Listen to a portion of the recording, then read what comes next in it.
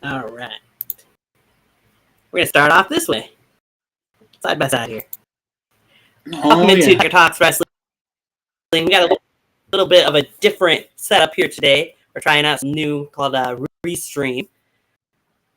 New studio to try out. I was given a little advice to try this because we're having some issues with our old version that we were using. So we're going to see how this rolls. I'm, of course, your host, Tony, joined by the final boss, Eddie. Welcome to the show, my friend. Hey, how you guys doing? And the only thing to our viewers, I got something to say to you. Yeet. Yeet. Also noticed. Thank you. Oh, that's different. And we're just trying things out here. But yes, thank you to everybody who watched SummerSlam program. SummerSlam Retrospective, because I have 140 views as of now from that show, not even a full week ago, or just over a week ago. But very much appreciated. We appreciate the support, and we hope that you guys enjoyed this show and anything we got coming up, which we'll go into a little bit towards the end of the show, what we've got on deck for you after today's show. Something fun. But for that, we're going to go right into what we're here for, and that, of course, is give it that minute, SummerSlam Retrospective. And the first show we're talking, well, we've gone all the way from 1988 to 2011. Last week's show was rather short. Shows weren't all that great, the last 12. But here we are to start, as you can see on the side of the screen, with SummerSlam 2012. August 20th, where SummerSlams happen more often than not, it seems like, especially during the early 2010s. The show would have Cesaro defeat Santino Marella in a U.S. title match to win the U.S. title on the pre-show. Crazy that happened on a pre-show, but with Oksana in his corner.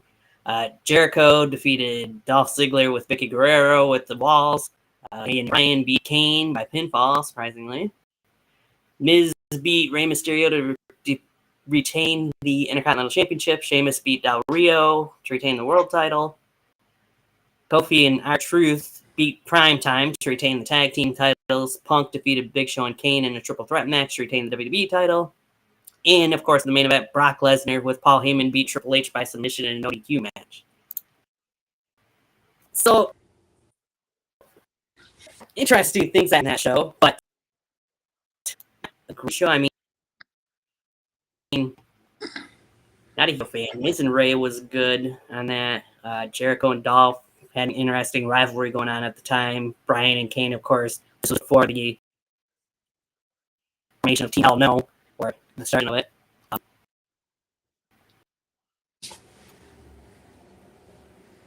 I always thought primetime players should have some tag team gold. I think they were tag team champions at one point in time, but they lost here to Kofi and Truth. The best at that point, but who knows? Brian and his long as W at that point.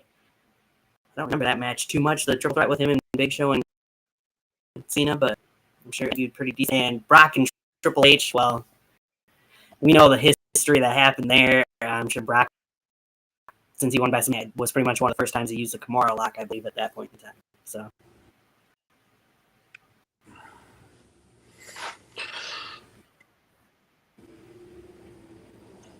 I really don't want to say this. This SummerSlam's like the last SummerSlam. It was all right. The main event was okay. We knew Triple H. I think at the time was Triple H selling that Kimura lock that broke his shoulder. I swear that. Yeah.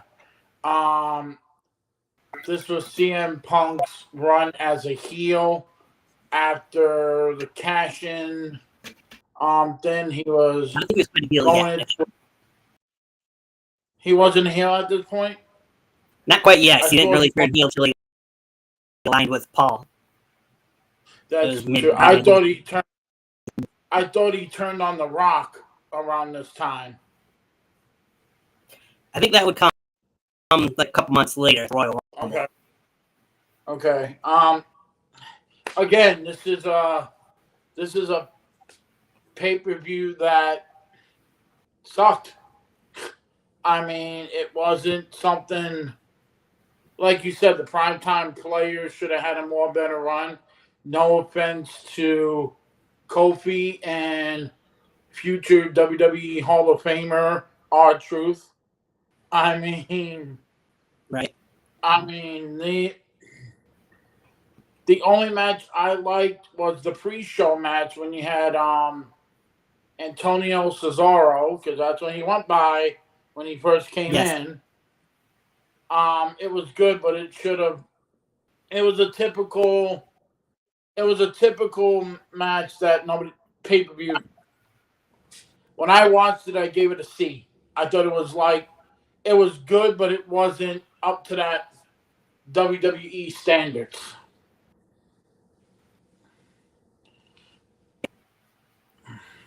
But then it seemed like a lot of the shows around ends-ish, if they want to call it that, weren't all that great.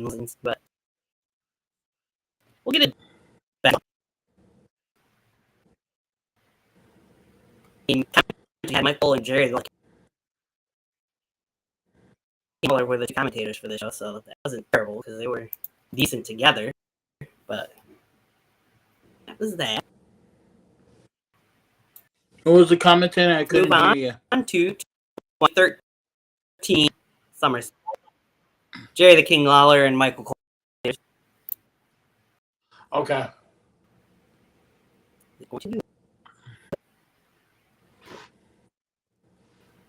There we go. 2013. Pretty interesting poster. I mean, you got AJ Lee and Dolph and Bellas and Kane, Punk and Bryan. No John or Brock. Back in Staples Center again. 13. They add GL commentary with people. Have the pre-show. Rob Van Dam had returned by this point for another brief run, and he beat Dean Ambrose, who was U.S. champion at that time by DQ. Why you have that match on the pre-show, on the main show, is astonishing to me, especially when Dean was the champion. But Bray Wyatt would defeat Kane in the Ring of Fire match. I'm gonna just try out each one of these as we move along here. So, we'll talk about that match here.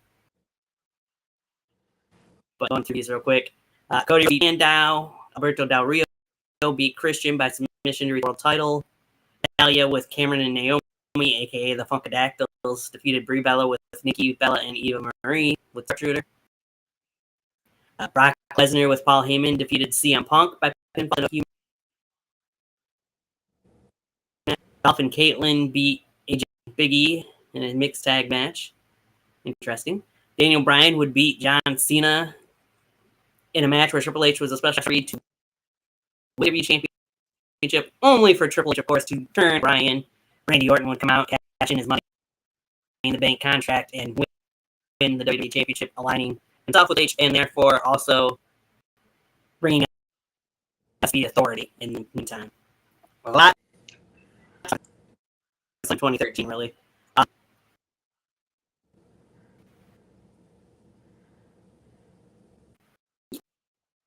Lots of seeing for absolutely garbage. I feel like that match should have been on the actual show. Well, and a match I can't see from here. I can't see from here the lineup, and I could tell you what match I think should have been on there. Let's see. You can see it better from one of these other angles. That one. Okay, my match would have been Alberto Del Rio versus Christian.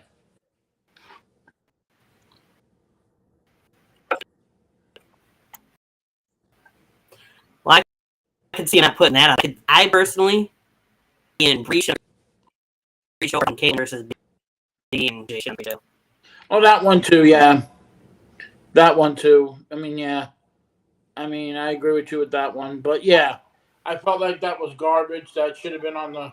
I mean, you got Mr. Pay-Per-View, Mr. Monday Night, and then you got John Mox. Then you got Moxley. Yeah. No, that should have been on the live show.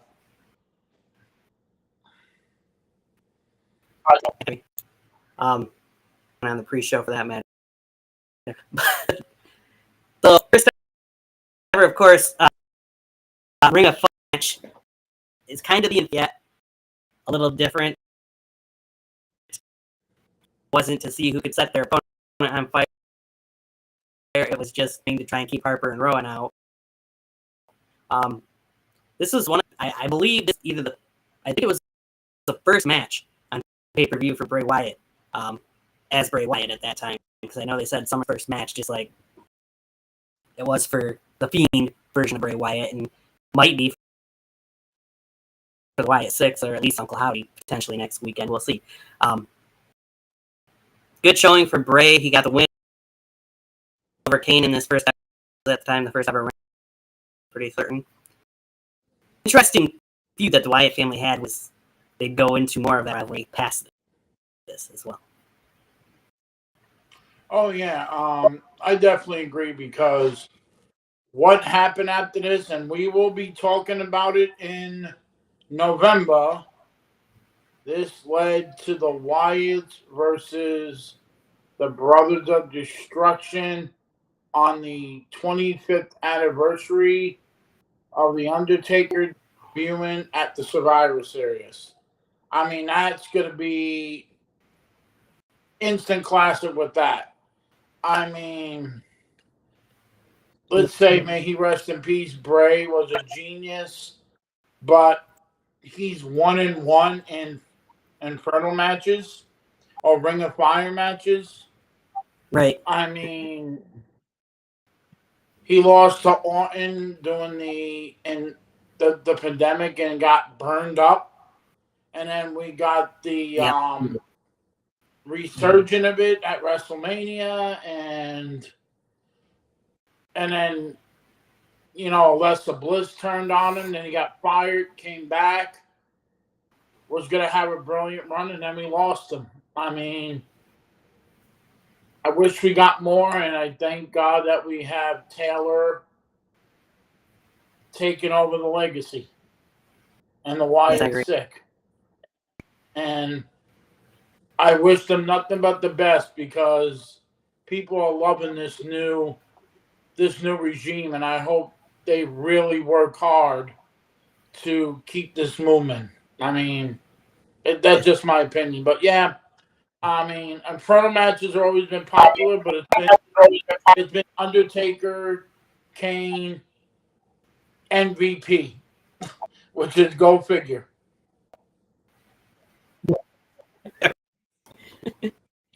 Right. I remember Lesnar and CM Punk's match from that SummerSlam as well. It was a really good match. It was to see those two go at it.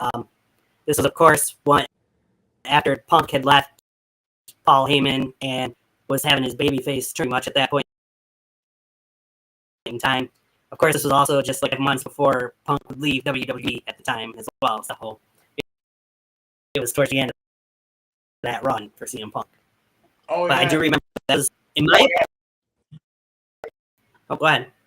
And this is after WrestleMania 29 when he lost to The Undertaker, and this is a year that we lost the great and one of the greatest matches of all time, Paul Bearer.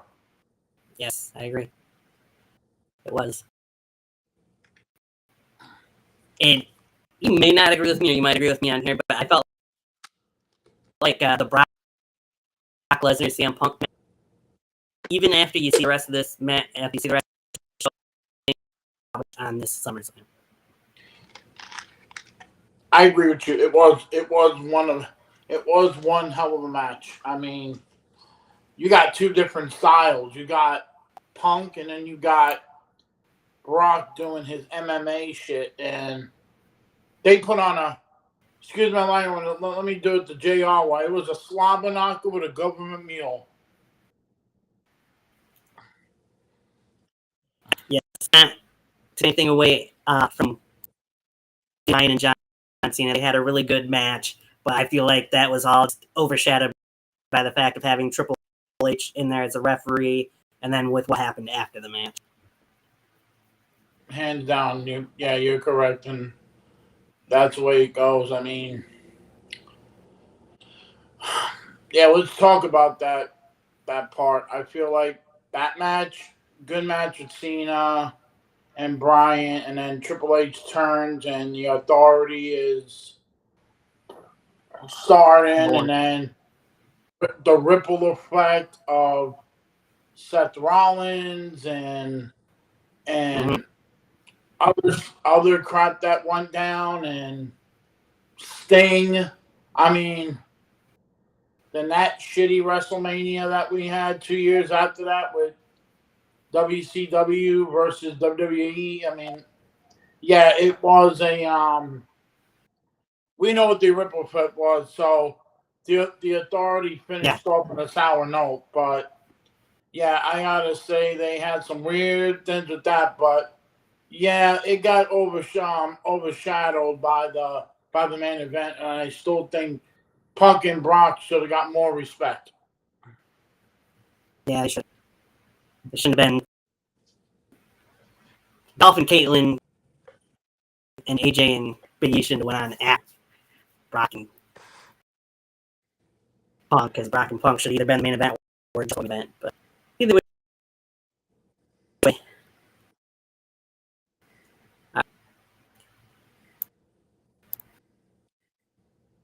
But it also lead us to, of course, the official thing as well. So, leading into that next year's WrestleMania, where the Yes movement will take over and make Yeselmania. All right, let's move on to 2014, shall we? This is the fireworks SummerSlam 2014, again, back in the Staples Center. 3 years in a row. Seem to be in the Staples Center. That years in a really shit. Rob Van Dam on the pre-show getting a win over Cesaro this time after beating Dean by 12 year before. Show kicks off with Dolph Ziggler beating The Miz to win the Intercontinental Championship. I want to say, I won't guarantee, it might have been later. I was going to say this might have been when Dolph put his career on the line match. Doesn't say that at a different time.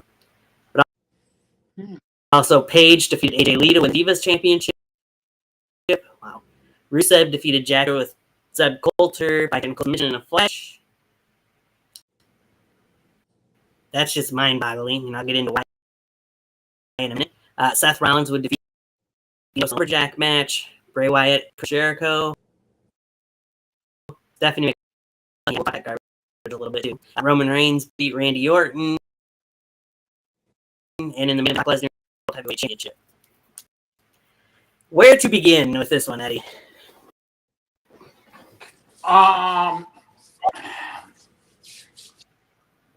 I'm going to the main event. As Paul Heyman put it the night after this match, John Cena went to Suplex City, bitch. City. Holy crap. John Cena, for the first time I think ever, he got his ass kicked by Brock Lesnar. He did. I mean, holy crap. What was it? 27 times? 20-something anyway. Yeah. I thought that match was well planned out. And I don't like saying this, but Brock really took Cena, and when Cena always says, "You can't see me," oh, he saw it coming.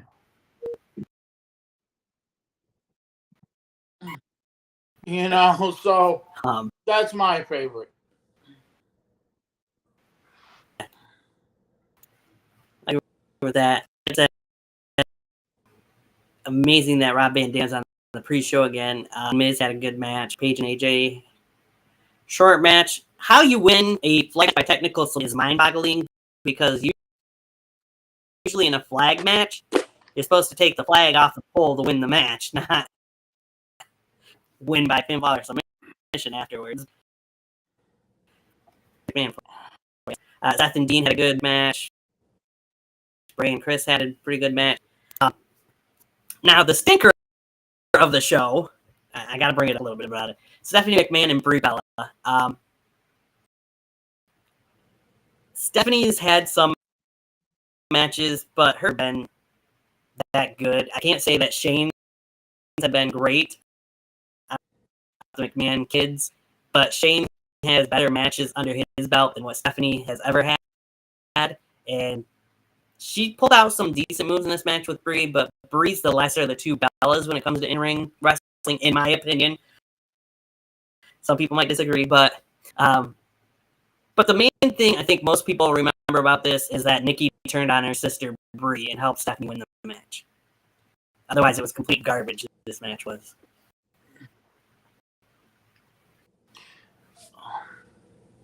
I am very upset with you. Are you? And I'm going to tell you why I'm very upset with you. How dare you talk about the greatest women's world champion that way? She worked her ass off to win that title. She didn't have help from X-Pac. She didn't have help from Tori. No, not. She didn't even have help from the Road Dogg. Not at all. She was the greatest women's champion, and this is how you treat her? How dare you, Tony? How dare you? Yeah, and I'm gonna say this to you. We all know what I'm saying is full of shit because this match sucked.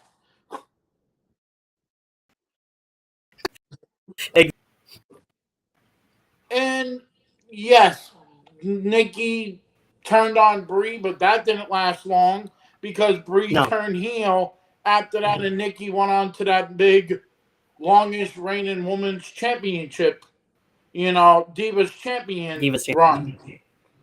Yeah. I mean,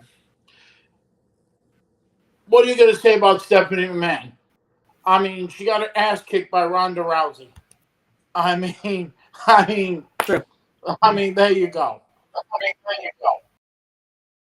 Yeah. And Roman and Randy had subjects a little bit. Had a decent match on here, but they've had better matches since then. Obviously, this was kind of just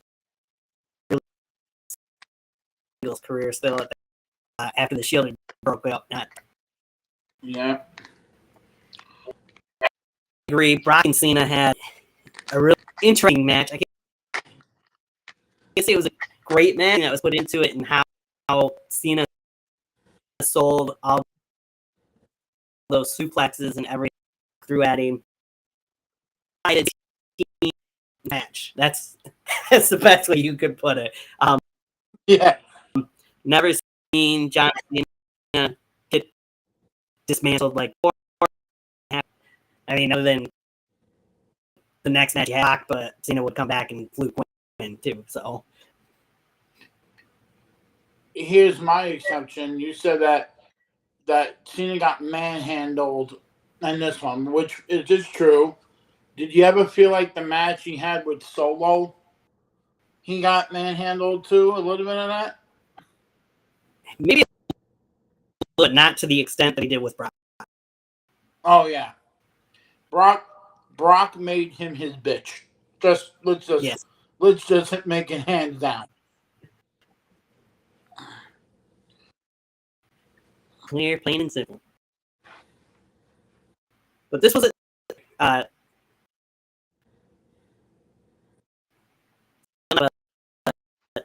quite a bit of it better than what we had prior. It's starting to lean towards an upward trend at 2014 SummerSlam, I would say. Yeah.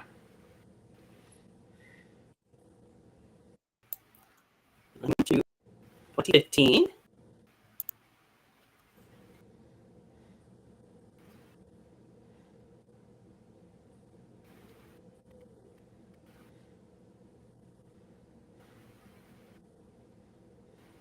Now,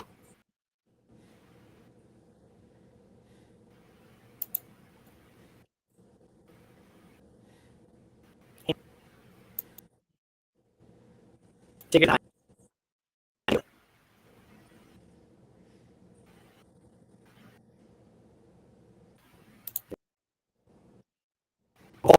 That picture tells you everything for this summer. Oh, in Brooklyn, yes. Brooklyn. Barclay. 2015. King and JBL commentary again. These celebrities showed up in Brooklyn. Just oh, there it goes. Sheamus would defeat Randy Orton by pinfall to kick off the show. The New Day beat primetime player Los Matadors, Diego and Fernando, with El Torito, and the Lucha Dragons, Kalisto and Sin Cara, in a fatal four-way tag match to retain the WWE, or to win the WWE tag titles from the primetime player. That in there was the start of their record, second longest, but at that point, the longest reigning tag team championship title reign. Of course, I don't use that. But here, Dolph Ziggler with Lana in his corner, wrestling Rusev with Summer Rae to a double countout. Want to talk about that whole storyline? I remember it, and it was good. Neville and actor Stephen Amell defeated King and Stardust. I mean, celebrities nowadays, how good they are in the ring. Actually had a good outing in this tag team. Which we can talk more about it. For that match to reach the title. Dean Ambrose and Roman Reigns defeated the Wyatt families. Bray Wyatt, Seth freaking Rollins defeated John Cena. The WWE World Heavyweight Champion Seth Rollins defeated United States Champion John Cena. Team P, Becky Lynch, Charlotte, and Paige defeated Team Bella. 3-team elimination. Kevin Owens beat Cesaro. And in the main event, The Undertaker would defeat Brock Lesnar by technical submission. I think pretty much for the TKO, but still. Quite the interesting SummerSlam 2015. I need to jump around a little bit. This was the beginning of the women's evolution in WWE. Getting the Divas title on eventually. I mean, they time, but this was into the Divas era and bringing back the women.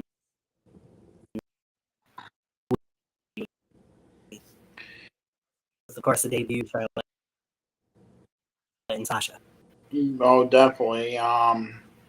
Couple of highlights about this event. Like you said, the Women's Revolution. I still think that, my opinion, I still think that Bayley should have been a part of it, first coming up and not hold her down in NXT. Yes. That's a plus. Yeah. The New Day winning the tag team titles and surpassing Demolition. I mean, that was an accomplishment. Now it's broken by the Jimmy and Jay. You know, you got to give it props to that. Right. Stephen Amell from Arrow. Whoever, like you said, a lot of actors, musicians, you know, are showing it. I mean, look at the case with Bad Bunny and, you know, Logan Paul. I mean, I don't want to say Logan Paul's name, but I mean, the guy's putting in the work and effort for it. I mean, the Seth Rollins match is okay until the shocking turn of John Stewart turning on John Cena to help Seth Rollins win the title. The U.S. title. Yep. And then the main event, good until the ending, was really clunky and stupid and a little funny because the Undertaker never broke character until he stood up and started doing the like that. I'm like, that's different. Yeah, I mean, it was definitely different. Some good points and some clunkers. I mean, like the Dolph Ziggler match. Wasn't right after this, Lana and Rusev got engaged?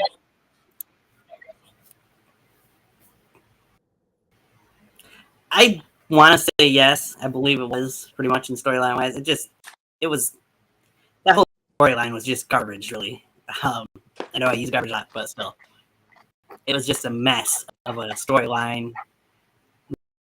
Rusev and Summer Rae getting about to get married at one point, and then Rusev and Lana eventually getting back together, and Dolph and Lana supposedly were a couple at one point. It was crazy. I want to compare something. In your opinion, Lana's been through some weird shit in her wrestling career. Yes. What was worse? This with Dolph Ziggler and Rusev, or her being in a lesbian love triangle with Bobby Lashley? Oh, jeez, and Liv Morgan. Yeah. I think this was worse, honestly. I mean, they both were terrible, but I think this whole storyline was probably worse. I could say right now, Lana has it best. Lana's having her great life now. She's no longer with her husband, and her El Champion is defending his title at SummerSlam against Gunther. Yep, he is. We'll get into that next week, but yeah. Oh no, it was like you said. There were some clunkers there. It was a pretty decent show, though. Another leaning towards good. That 3-team match was really good. I remember that match, seeing those 9 women get that light for surprisingly 15 minutes, which is unusual at that time for women to get that match, but definitely was very nice to see them get some time instead of having matches like we've seen at SummerSlam before.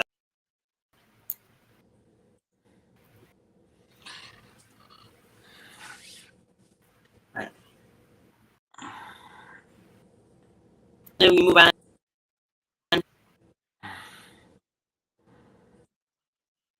to 2016 SummerSlam. And you see a list of characters that were 2016 SummerSlam once it decides to show.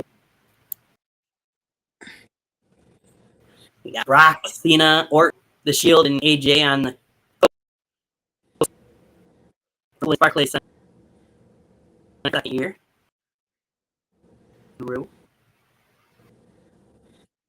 This time we got Cole and Graves and Byron and Morrow and JBL and David Otunga all on commentary. So after, of course, the new brand split at the time.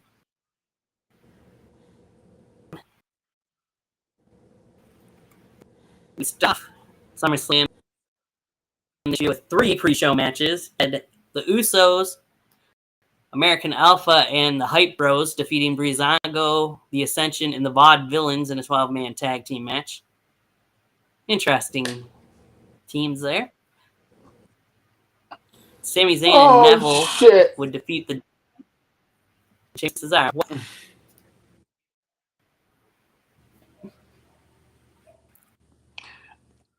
Oh my god! Oh my god! What a clusterfuck of a pre-show. You have one of the soon to be one of the greatest tag team going up against Breezango and for the love of God. I mean, well, those were pretty much tag teams on SmackDown at the point. At that oh time. My god! And who doesn't love the Vaudevillains? Right. Aiden English and Simon Gotch. Yeah. I mean, they had a run in NXT before they were called up in the draft to SmackDown, and then were supposed to be heels. Yeah.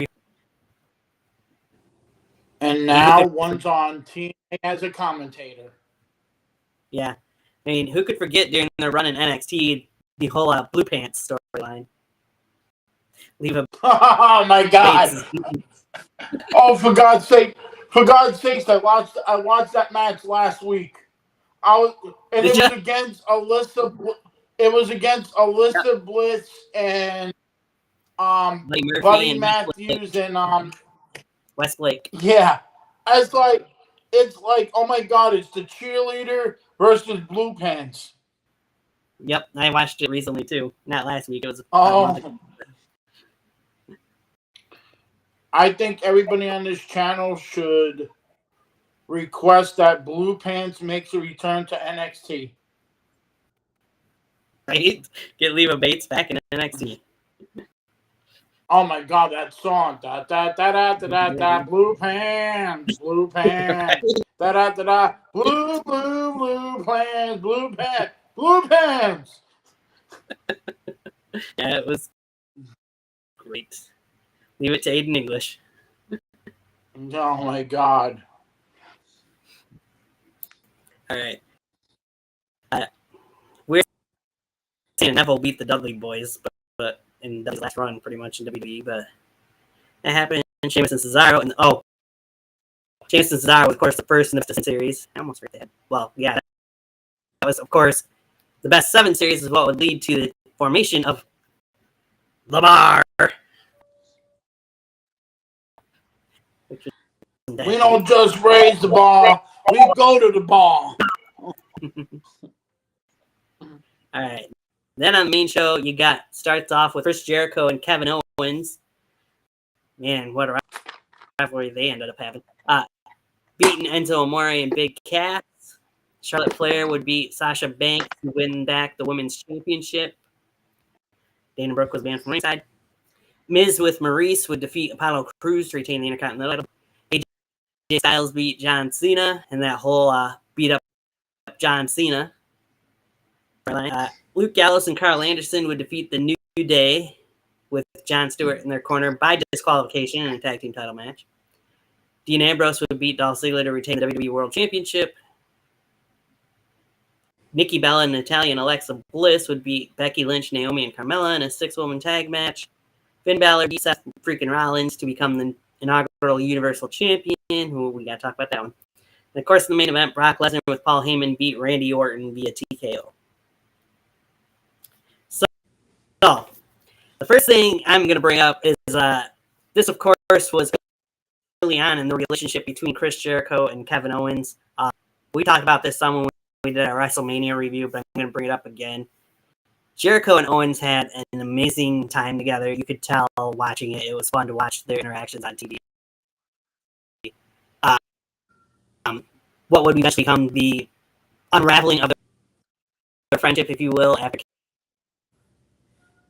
KO had won the Universal Championship, and then friendship, I believe, or something close to that, leading to the end of their friendship as KO would turn on Chris, leading to their match at WrestleMania, which I still, to this day, say it should have been for the Universal Championship at WrestleMania between those two and not the U.S. Championship.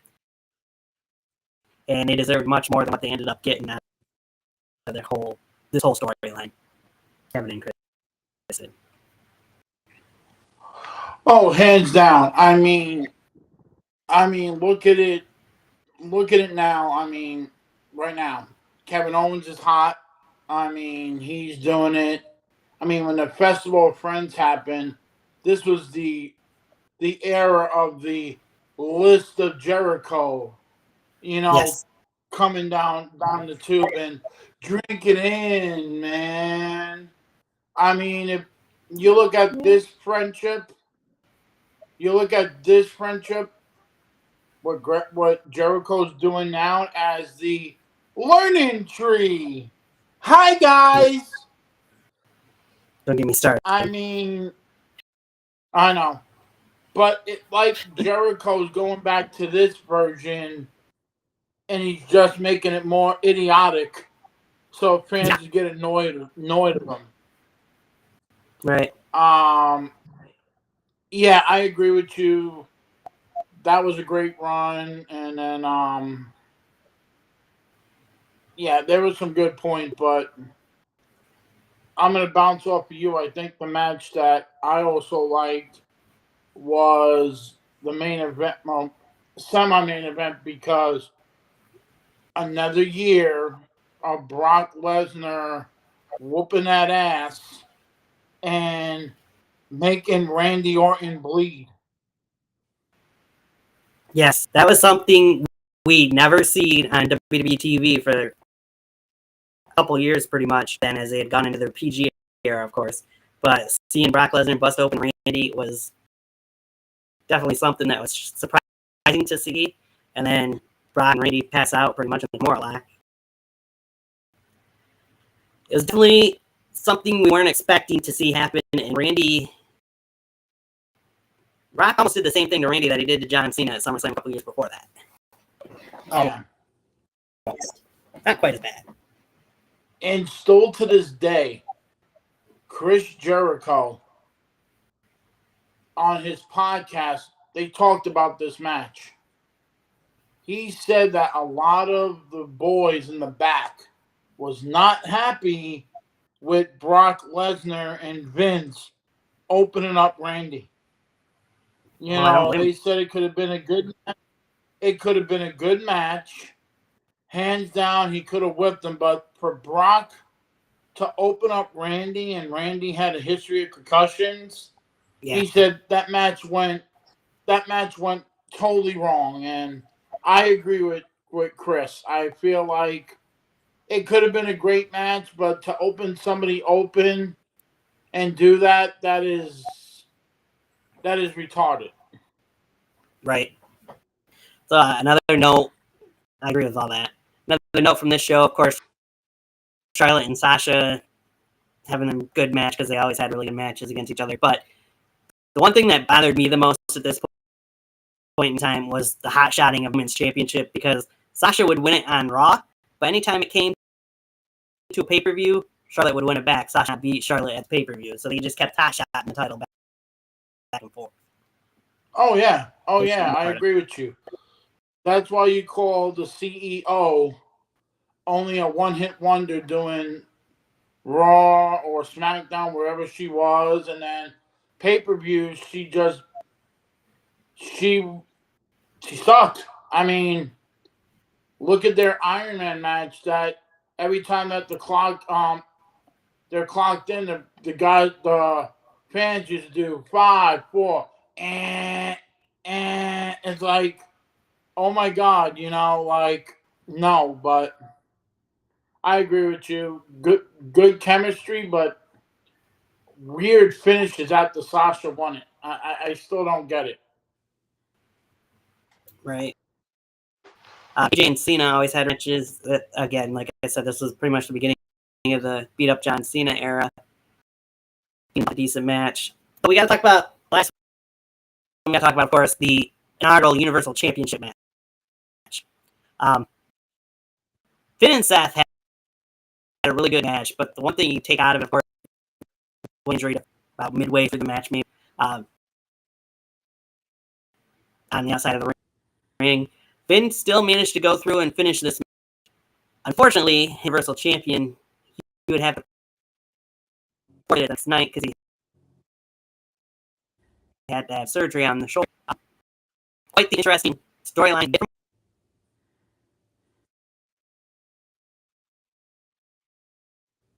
One biggest thing I take away from it that kind of irks me the most is we haven't seen Finn back in that main event scene really deserves, in my opinion, other than in NXT, which he's much better than NXT. And Finn just deserves another shot as either World Heavyweight or WWE Champion, in my opinion.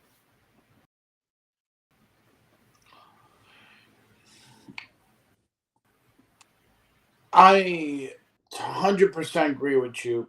I feel after his injury, Finn hasn't recovered. He hasn't recovered. Yeah. I mean, you could put the Intercontinental on him. You could put the tag teams. You could put the U.S. title on him. And you could put the NXT title on him. But when it comes to the world title, he really haven't had a fair shake. And I think he's way too goddamn talent to not be world champion. I agree. And I mean, I know where we're heading with the World Heavyweight Championship more than likely come SummerSlam, but it's way past time for Finn to get another run as a world champion. I mean, almost definitely. And I have two opinions about the upcoming match with Damian and Gunther. And here what I'm not going to, we'll talk about this when we do our prediction show, but I have this is a prediction. This is a spoiler because I want to see something happen in that match, that something will happen on our next pay-per-view after this, that we finally get somebody gets his chance at a world title shot again. So yeah, let's talk about that next one. Yeah, that happens. All right. Oh no, it was a pretty decent, another really good SummerSlam. Again, heading towards the right way. This was right after the draft, so you could definitely see the differences of where Raw and SmackDown were. I mean, technically, I think Randy was supposed to be SmackDown and Brock was Raw in that match, but other than that, all the rest of them were Raw versus Raw, SmackDown versus SmackDown. So. Yeah. And I think one point Shane McMahon came out and Brock wanted to suplex him. I think you're right. I think Shane did get involved. Yeah.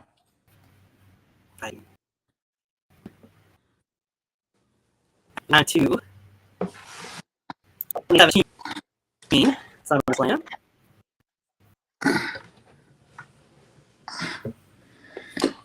People are not supposed to that. Modern day Maharaja. Back in Brooklyn, Barker, you're all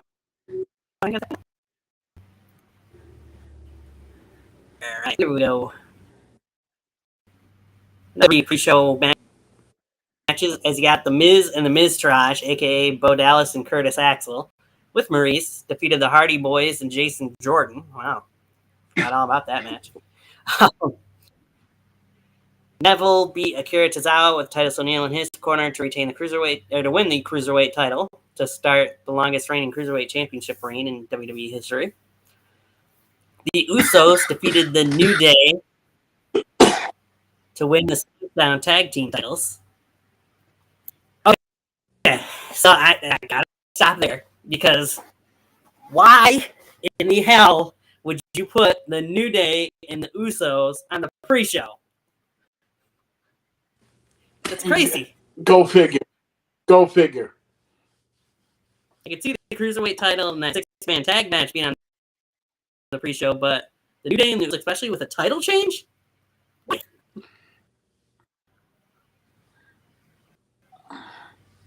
whatever. And then you start at the main with John Cena beating Baron Corbin. And I know, I mean, it's John Cena, so I'm not going to put him on the pre-show, but some Big Show on the pre-show. But they wouldn't because of the shark cage being involved in their whole sponsorship thing. But whoops, it's crazy.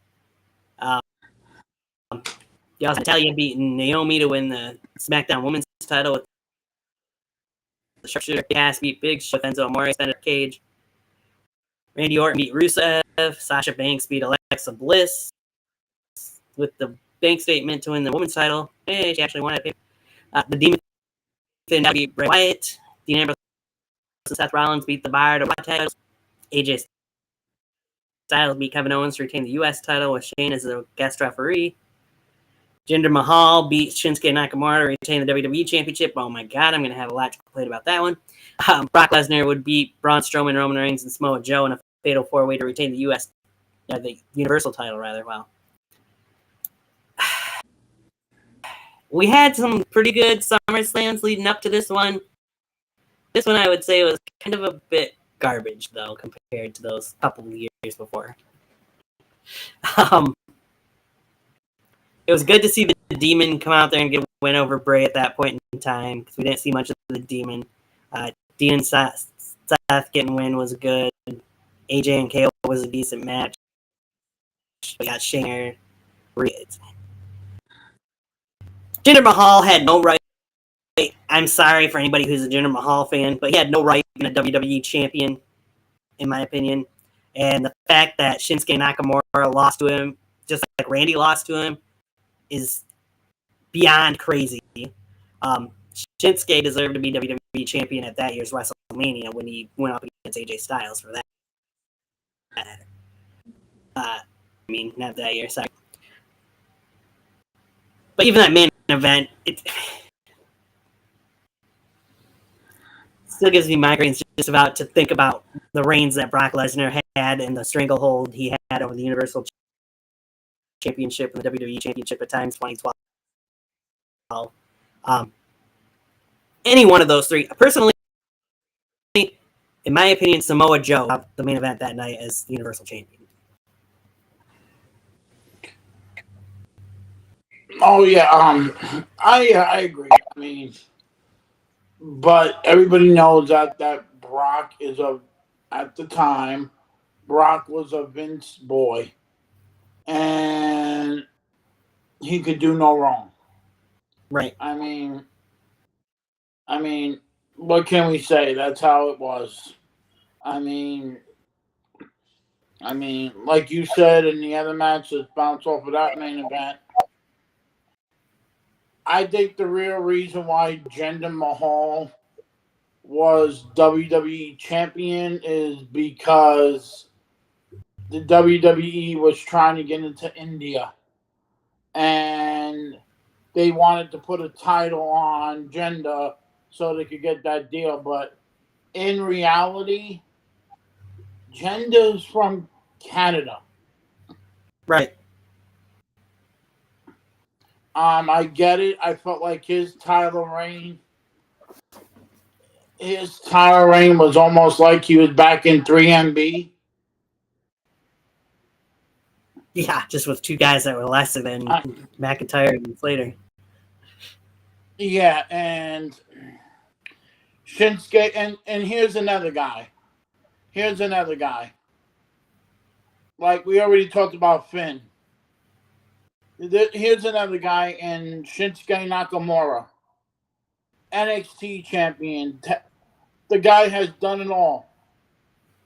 WWE don't want to put the title on him at all. Hell, he's not even. When was the last time we saw Shinsuke Nakamura? Before the draft.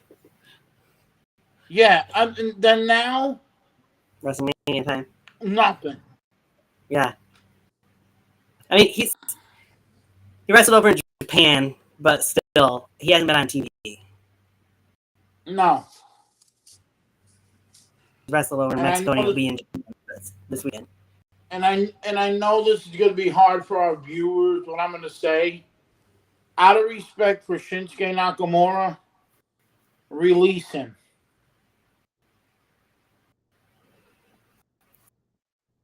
I kind of too, but because I feel like he can do better elsewhere. I feel like he either goes back to Japan or he goes to AEW or goes to TNA. Right. I mean, look at the champions. If you look at the two organizations that are up against WWE right now, who's their world champions as of right now? Swerve.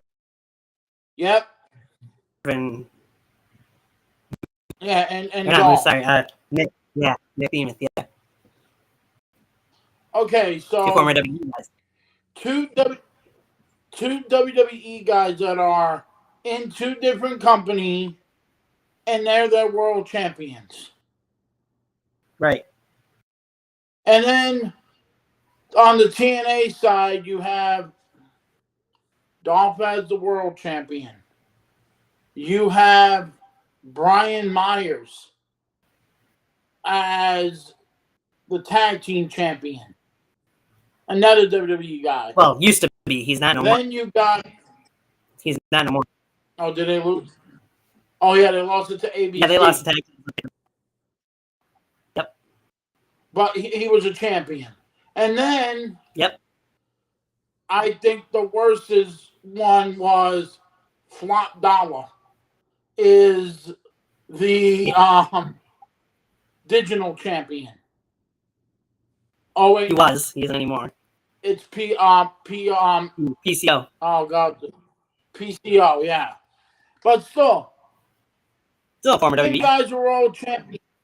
They're all WWE guys and they're all champions. I mean, FTR, they were the tag team champions. I mean, hell, Billy Gunn, Daddy Ass was the trios champion. Right. Christian, the patriarch, the daddy figure, is the trios champion and the longest reigning TNT champion after he lost it and won it back by using a Kill Switch's cash in, but all right, but still, it's not fair. Like even Samoa Joe, he left. He won the world title. He won the Ring of Honor title. Adam Cole won the Ring of Honor tag team titles, and it's like guys that are really good, WWE shits on. Yeah. Times. You need to do better. Sorry, I had the bet, but Jinder Mahal should have never been world champion. I agree. Definitely agree with that. Right. Move on to hopefully a better SummerSlam. Yeah. 10 seconds for the Randy Orton and Rusev match? Are you kidding me? RKO 1, 2, 3, pretty much.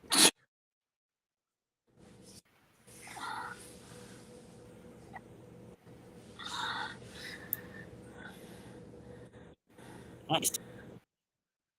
Now we move on. SummerSlam 2018. Again in Barclays. We lead off with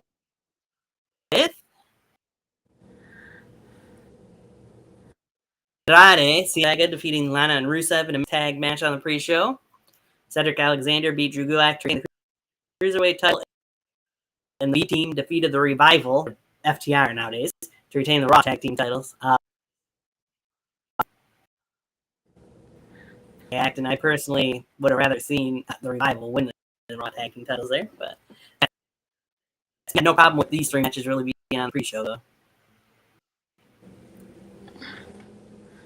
Rollins with Ambrose defeat McIntyre to win the champion on the main show. New Day would beat the Bludgeon Brothers by DQ in a tag title match.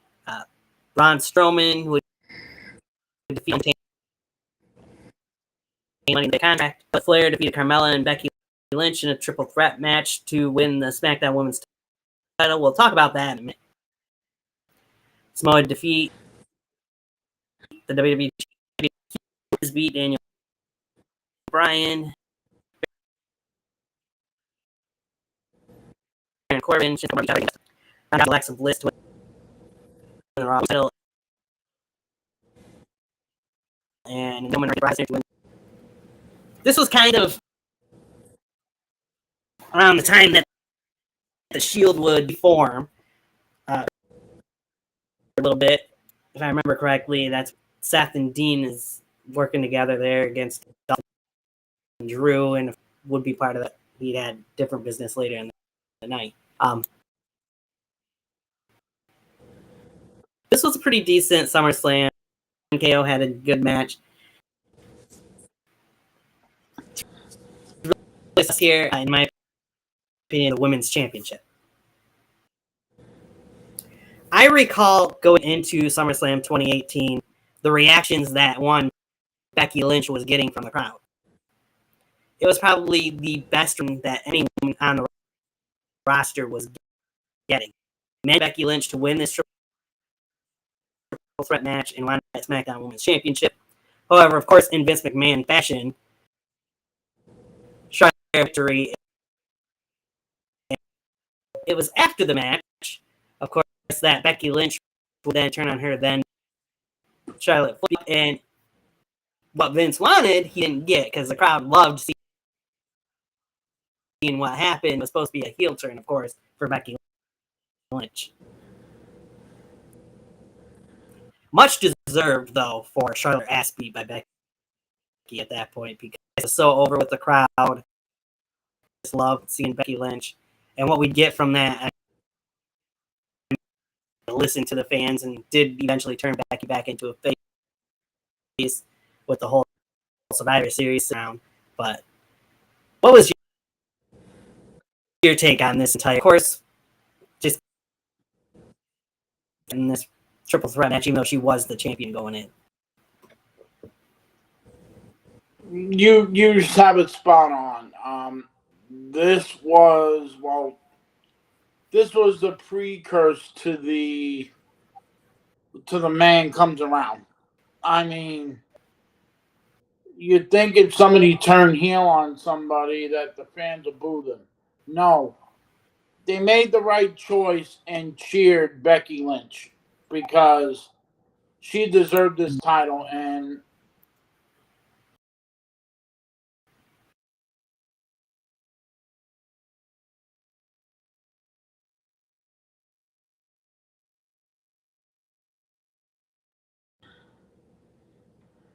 hey, sorry, welcome back to the show. Yeah, no, right? No, I clicked on something else. Yeah, like I said, Mike, she deserved it. And who actually made the call, who actually wrote this match, he actually said he made the stupid mistake to write it, was the road dog Jesse James. Oh, yeah? Yeah. It's producer for the match? Yep. I mean, nobody wanted to cheer Charlotte. Charlotte always, she's a Flair. The Flairs are always going to be booed. I'm sorry to say that. But, yeah, I would agree with you. Becky deserved to win this match, and I felt like Carmella was just a paper champion.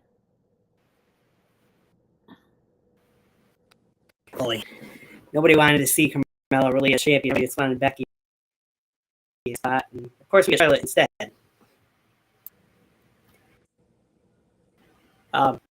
So off of that, of course, you got this Samoa Joe AJ Styles match. I know AJ very well. The whole eventual invasion of his family and bringing up Wendy's wife. You felt differently though, but to me, again, even after the year before, what I said about Samoa Joe, I felt like should have been WWE champion. Reaching it back, maybe in that match the next month, I believe. Hands down, I always felt like Samoa Joe should have got a better turnout, with his career. I mean, man, you go back to Joe and Styles and TNA. Oh yeah, They had some kick-ass matches. that they did. Then you add Adam Pearce, aka Christopher Daniels. So, yeah, you're right. CD. I mean, you add them three, and then you add Frankie Kazarian to that. Them Yep, four guys know how to put on the show. that is true. All fighting for the X Division title back then, of course. Yeah.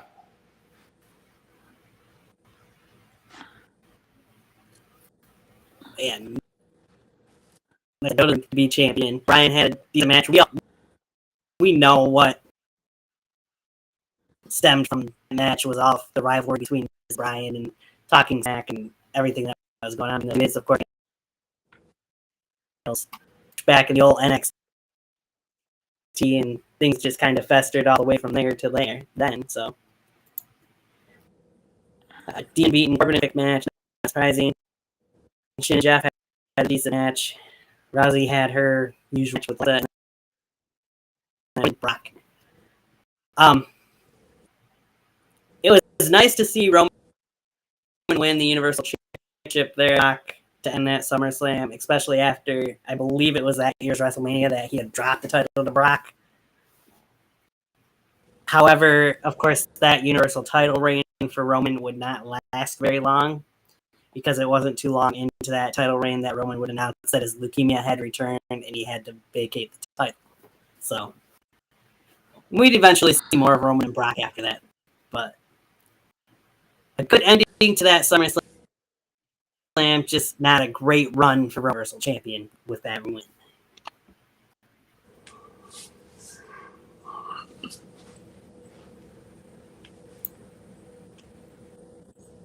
All right, shall we move on to 2019? You got anything else you want to add to that? Nope, I'm good.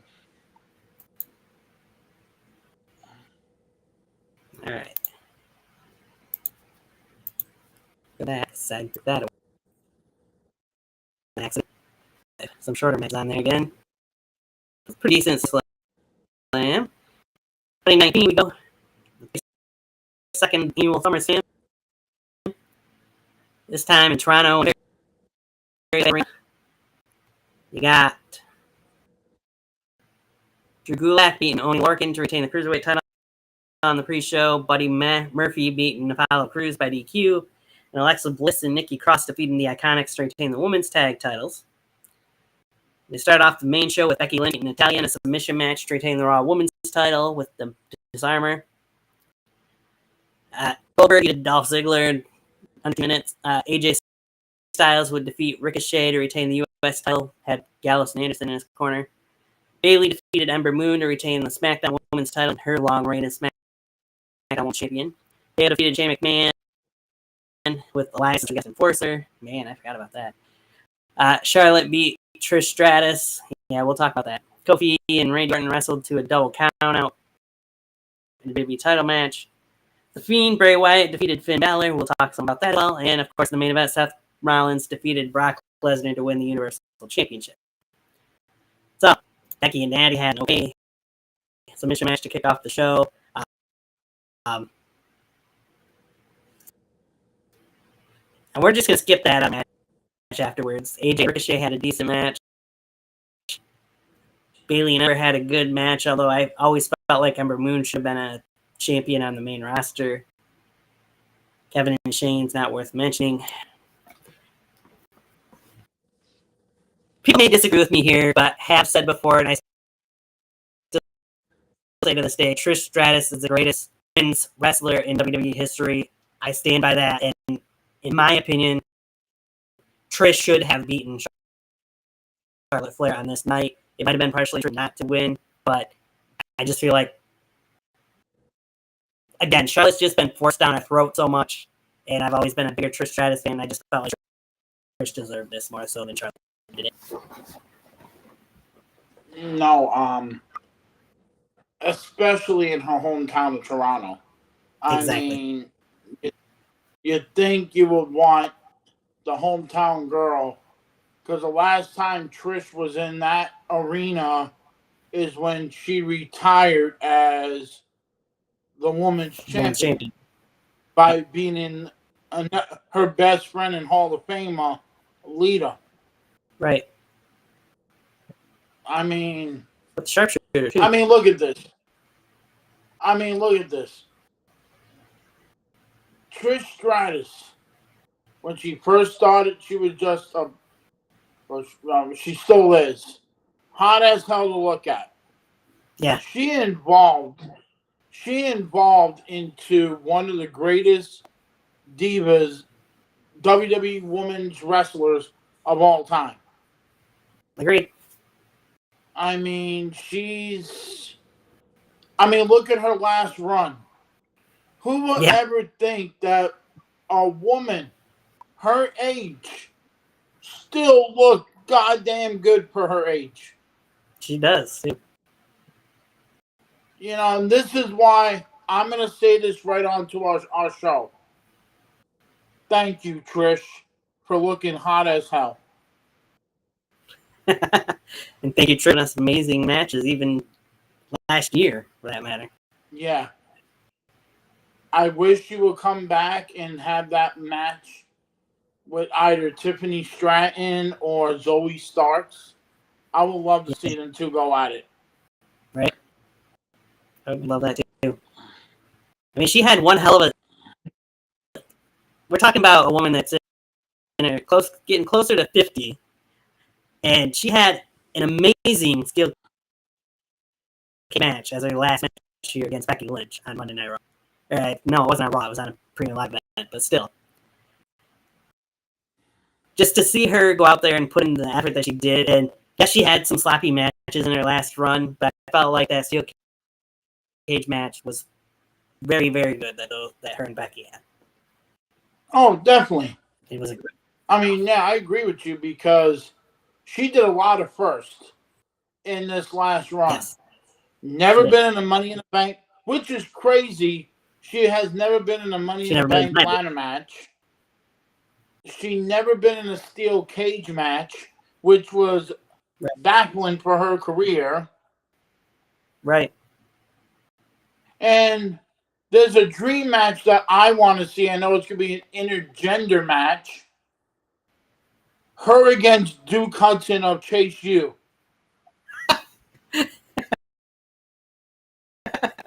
Consider Duke Hudson subs now. Yeah, I mean, that would be how dare he uses her Stratusfaction? I know, right? Which was weird as hell, but it was funny. Right. That's our love fest for Trish Stratus, anyways. But oh yeah, Kofi and Randy Kofi shouldn't have ended in a double count out. I mean, I figured Randy Orton was probably going to walk out as champion there. Of course, we thought after that Brock Lesnar would steal the title from Kofi in a very short match on the debut SmackDown. The Fiend, making his debut, of course, had a really good match with Finn. And then Brock losing to a Shield member for a second year in a row to main event SummerSlam. Feel good moment for Seth Rollins, who had lost the title, of course, and cashed in by Brock not that long before SummerSlam, just a few weeks before, I believe. So, or a month before, something like that. I mean, definitely, I agree with you. That was it should never have been a count out, and I'm not going to talk about what I thought about Kofi's reign at the end. That he basically got screwed. Yeah. Because I still think that he had that well-deserved to be world champion, and two people had to ruin it because of their jealousy. Right.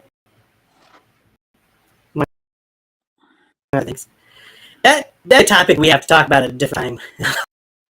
Yeah. So I think it's worth mentioning and talking about because it just happened to Kofi. You might have to do that sometime. All right. Yeah. I'm sorry. This afternoon.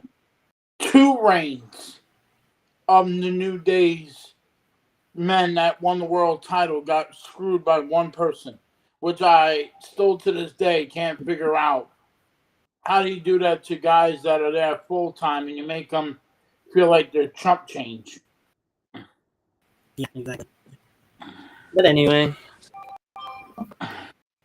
we digress and we'll move on and talk about that in time. I said I think we can make a full show about that. But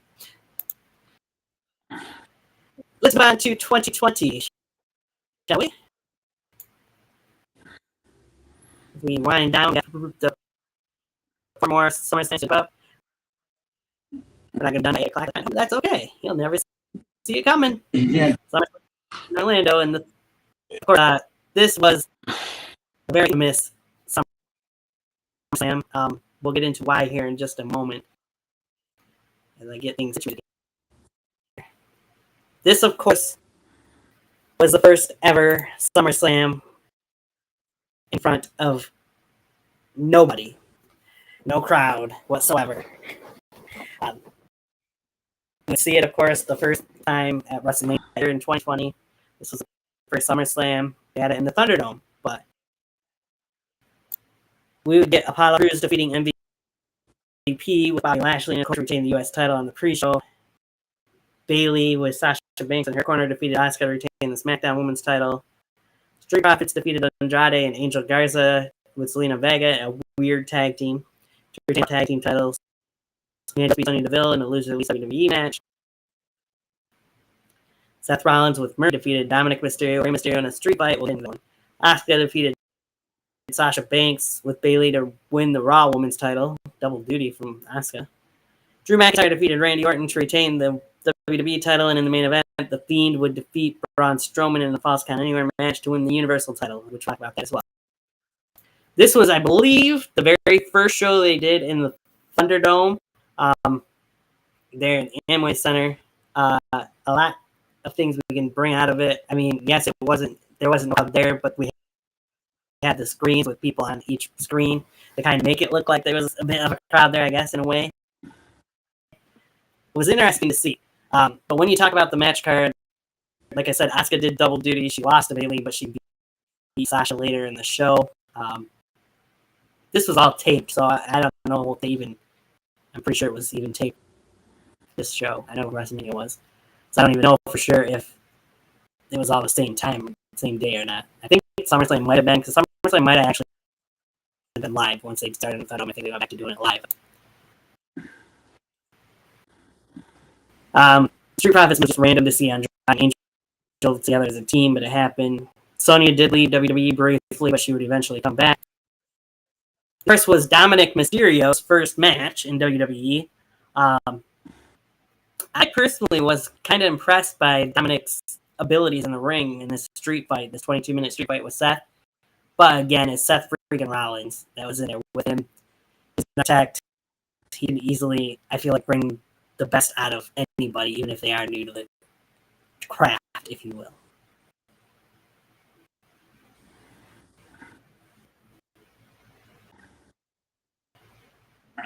Yeah. Excuse me. The Seth Rollins match was really good because, first of all, we didn't know what we were going to get from fresh-faced Dominic Mysterio. I mean, Right. Good match against, what was he named? What was he calling himself? It was not Seth friggin' Rollins. It was the Messiah. The Messiah. Yes, Seth Rollins. The Messiah, Seth Rollins. And it was good. I mean, look at Seth now. He's going to referee at SummerSlam this year.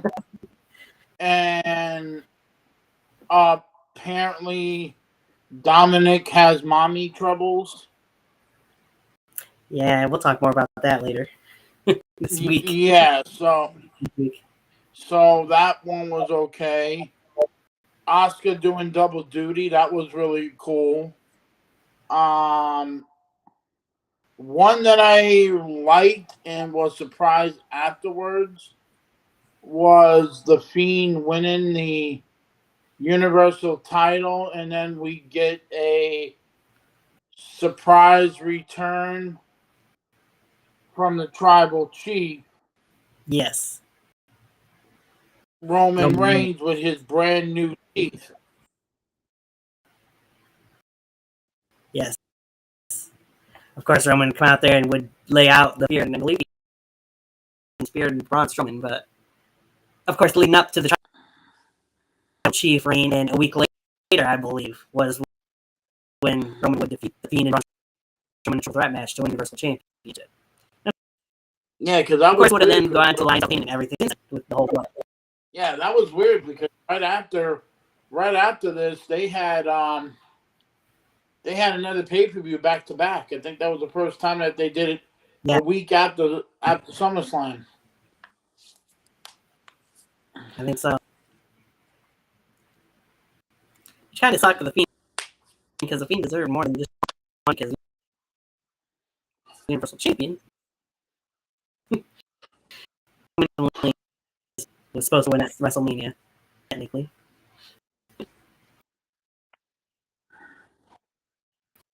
Have a WWE Championship as well. So. Oh yeah, definitely.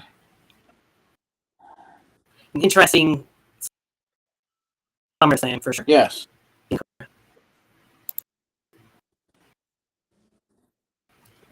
Now, we'll about that. And on to the 2021 SummerSlam.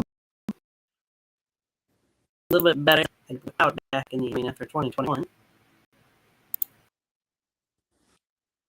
that still? Yes, there was a crowd in Stadium, Paradise, Nevada. This was of and a Stadium Mania has been lately. So they went big with their first SummerSlam after 1 year in Thunderdome.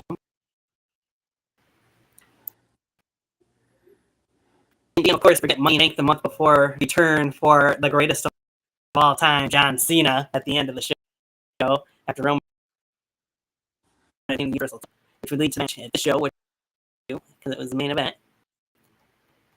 SummerSlam 2021 would start with a pre-show match. I'm sure. Yep, Big E defeating Baron Corbin, and then on the main show you got RK Bro defeating AJ Styles and Omos to win the Raw Tag Team.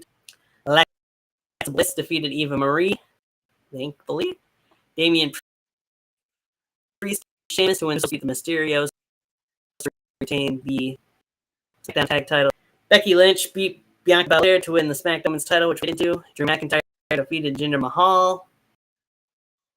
With Rhea and Shanky from ringside. SH and Rhea Ripley to win the title. Blue Edge defeated Seth Rollins submission. Bobby Lashley beat Goldberg by referee stoppage to retain the WWE title, and Roman Reigns defeated John Cena to retain the Universal title. So, of course, Randy Orton and Riddle would kick off the show to win the Raw Tag Team titles. It was a lot of fun seeing that side of Randy Orton, as he and Riddle had quite the interesting team at that point in time. I mean, yeah, RK Bro. Bro. I mean, it was a side that nobody ever saw Randy Orton, and what a perfect way to notch a Randy Orton match is to basically have him win the tag team titles. Yeah. Good to see. Of course, the reason that we had this because Randy was using help him out better than what a single would do. Sheamus had a decent match, if I remember correctly. Bliss and even decent match. Usos and Mysterio had a good match. Becky and Bianca. We can talk about that one. Of course, Bianca Belair was originally supposed to end the championship SmackDown Women's Championship against Sasha Banks at SummerSlam. However, no, it was it Sasha or was it Bayley? No, I thought it was Carmella. I think it was Bayley. No, we'll get into that part because Carmella was a part of this too, but I think Bayley was originally supposed to be her opponent, but Bayley had got injured in training leading up to the match. That's right. And then Carmella was supposed to it was. Replacement. Yeah. And then Carmella was supposed to be the replacement, but she got taken out. She came out to have the match, but for some reason, I don't know exactly the full story.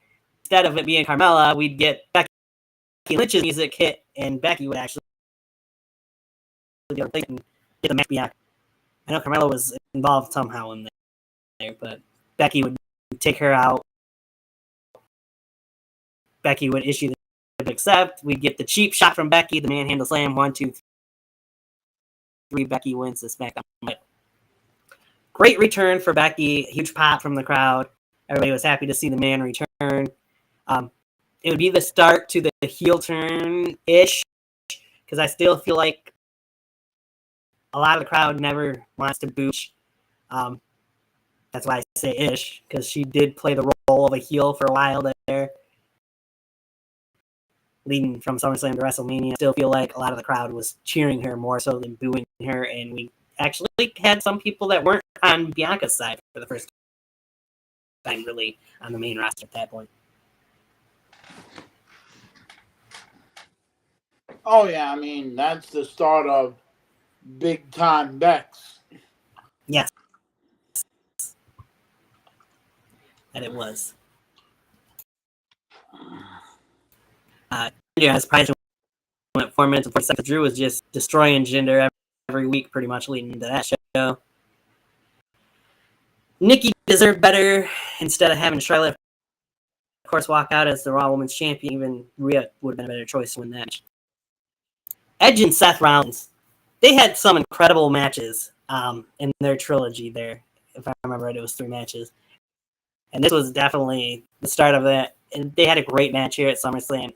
Honestly, I think they probably stole the show at SummerSlam 2021.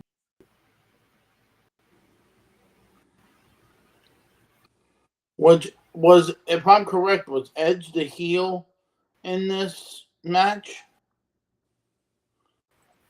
No, Edge was the babyface. Seth was the heel. Okay, I was thinking about I was thinking about something else. When I thought this was almost the start of the Judgment. No, that didn't come until later.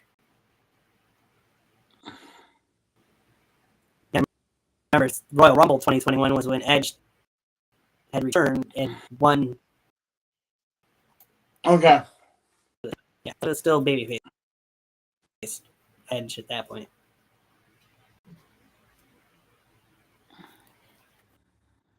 But yeah, they had a great match. Ashley and Goldberg, well, it happened. Buckley Lashley retained the WWE Championship. And then Roman and Cena.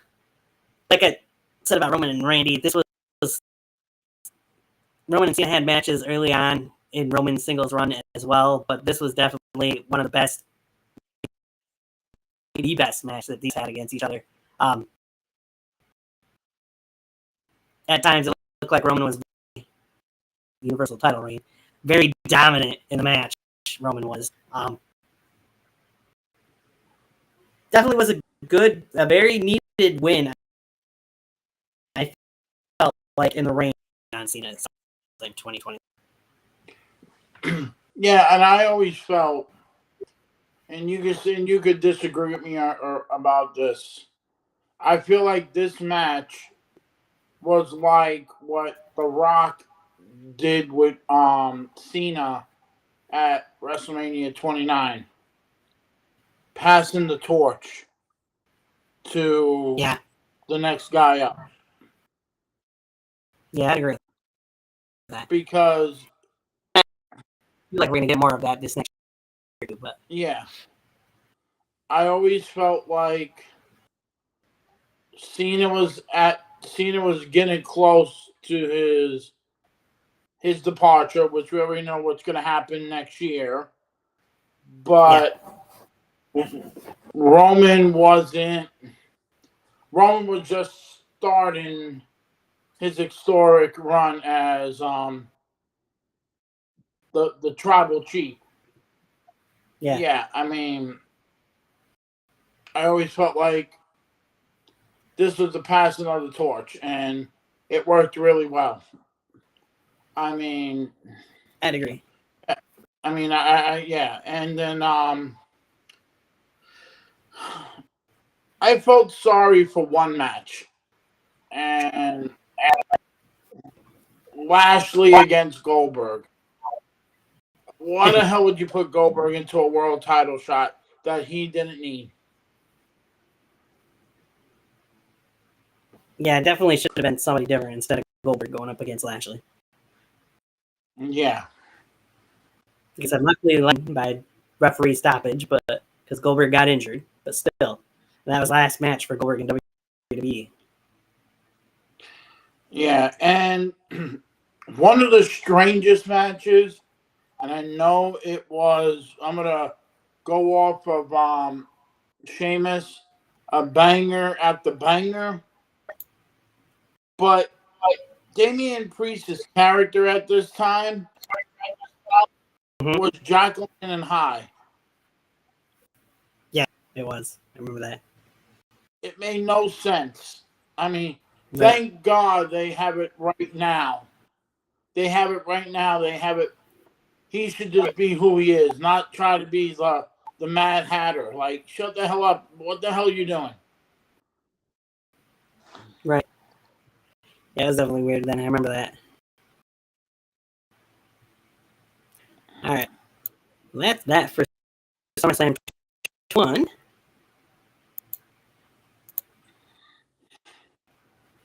Moving to 22. We went down here. Just two SummerSlam left to discuss. This edition of SummerSlam 2 years ago was live in Nashville, Tennessee. Remember this SummerSlam very well. Kick off with Bianca defeating the man, Dr. Lynch, retained the Women's Championship. Logan Paul defeated The Miz with Maurice and Ciampa in his corner.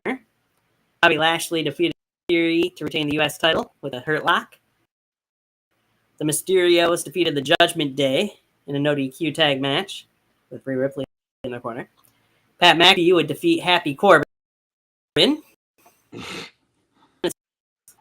Usos defeated the Street Profits to retain the untitles, which aired as a special referee. Liv Morgan beat Ronda Rousey to SmackDown Women's Championship. And of course, in the main event, last man standing match, Roman Reigns would defeat Brock Lesnar to retain the undisputed Universal Championship.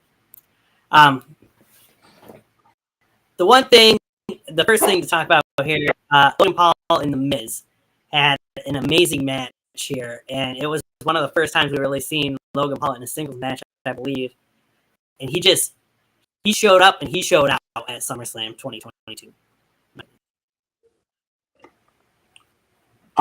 No, definitely. I mean, Logan Paul, man, and I know what he does with Prime. Oh, and now the official sponsors of the premium live events.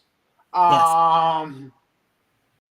Logan Paul, man, for a guy that is a YouTuber, a boxer, the man could wrestle. I mean, holy shit. I mean, going up against The Miz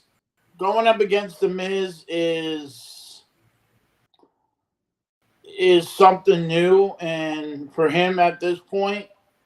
And now look at him now going into this year's SummerSlam in his hometown. He's going to show off and show up, but he's going to get at this year's SummerSlam. I'm not saying I'm going to be picking but you'll know what I do when we do it. But hands down, Logan Paul has shown me that man can run with the Bulls. Exactly. Bianca and Becky had a really good match to start off the show. Not take anything away from them. I just had to go into Logan Paul's match because a lot of times when we see celebrities in matches, they don't really go off the grid. I mean, even Johnny Knoxville's with Sammy was just okay for the most part. I mean, if it didn't have stipulation, I don't think we would have had anything good really come out of it. That's neither here nor there. Just Logan Paul brings something different celebrity-wise to WWE than what we've seen from other celebrities that have foot in a ring. Him and Bad Bunny both for examples. Most definitely. Least we can say he is no he is no Floyd Mayweather. Yeah. Wants to remember that in WrestleMania. Yeah. Contest. I agree with you. Yeah. Lashley and Theory rivalry going on at that point in time, but it was all one-sided for Lashley for the most part. Shortish match, 4:45. The Mysterios and the Judgment Day. I mean, I figured the Judgment Day probably would walk out with a win there, but Ray and Dom did. I mean, obviously, we know what we've gotten since then, and Dom would turn on his dad not too long after SummerSlam, but we'll get into that.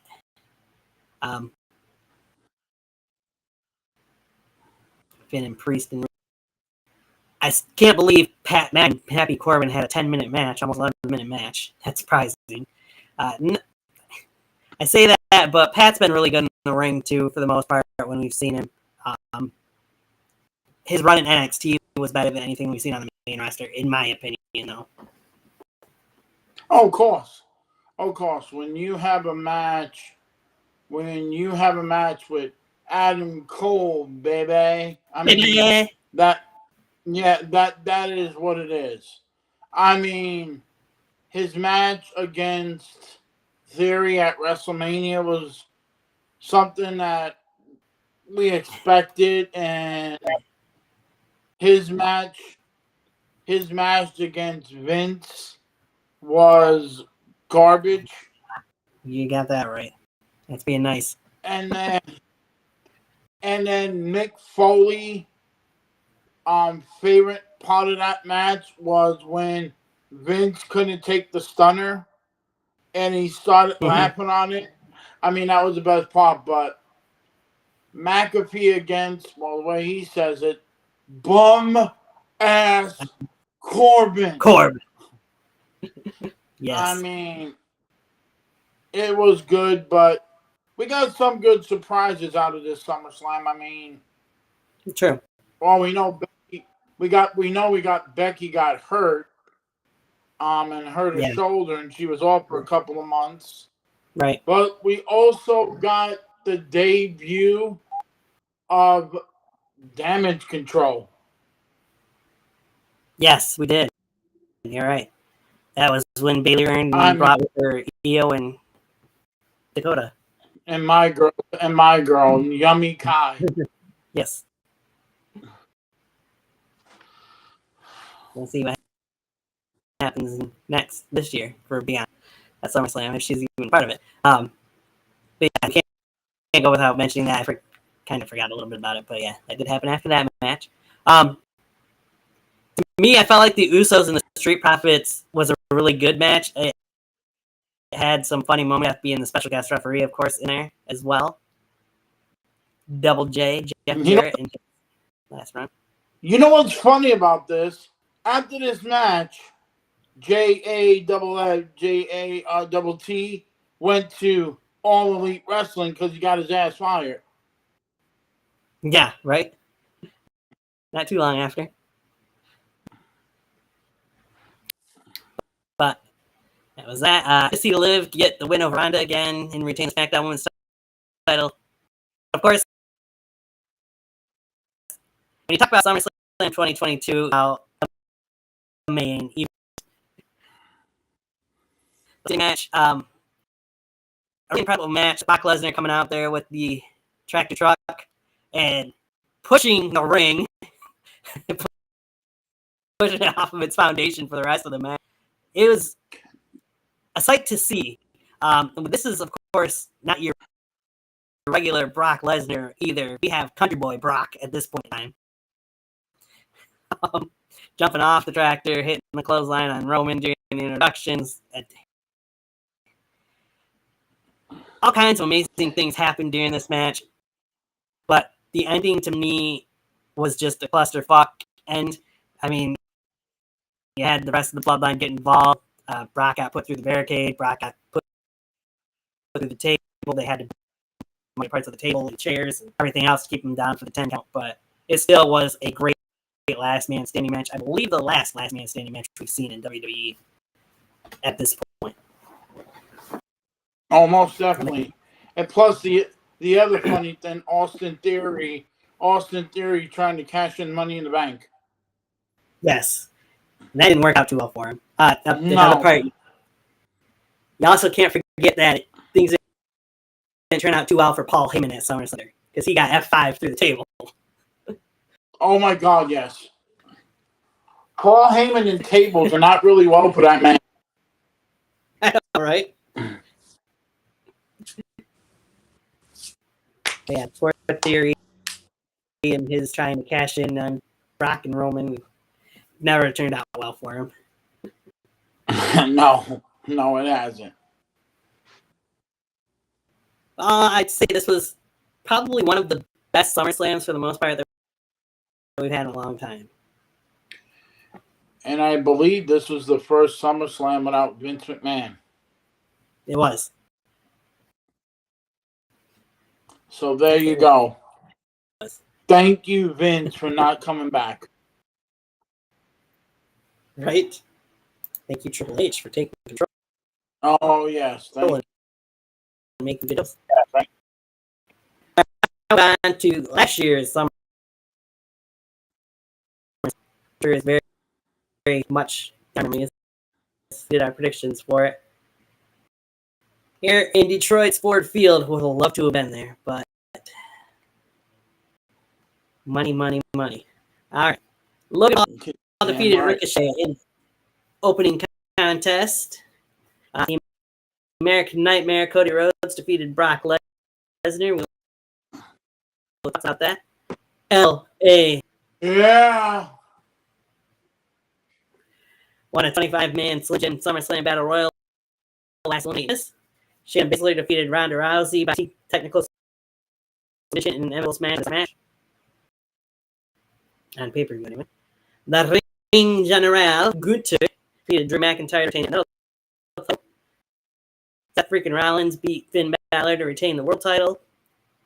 Bianca Belair defeated Asuka Flair to win the WWE title, only to won by Io Sky, who would win the Women's Championship with cash-in.